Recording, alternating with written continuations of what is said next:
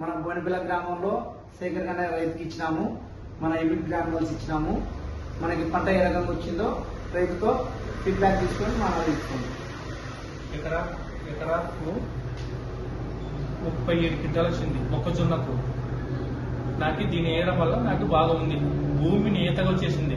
అది భూమిని దాన్ని పట్టుకున్న వల్ల నాకు ఈ పంట బాగా వచ్చింది. ఇంతకుముందు వచ్చేది ఇంతకుముందు తక్కువ వచ్చింది, ఇప్పుడు బాగా వచ్చింది. ఇది వేసిన వల్ల నాకు బాగా వచ్చింది.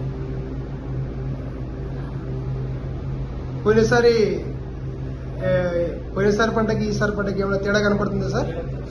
అవునా? దీనివల్ల చాలా ఎఫెక్ట్ ఉంది. పోయినసారి ఎన్ని కింటాలు రాసింది? పోయినసారి 24 వచ్చింది. దీని వల్ల ఈ సంవత్సరం విదేశీ 37 వచ్చింది. చూడండి డే టీమ్, లాస్ట్ ఇయర్ ఆయన గ్రాన్యువల్స్ సంబంధించి మన పొలంలో ఆయన పొలంలో గ్రాన్యువల్స్ వేయలేదు, 24 క్వింటాలు వచ్చింది. బట్ గ్రాన్యువల్స్ వేసినాడు. నెక్స్ట్ ఇయర్ లో ఇప్పుడు 37 క్వింటాలు వచ్చింది. రైతు కూడా చాలా హ్యాపీగా ఉన్నారు. Right, thank you ఓల్సీ.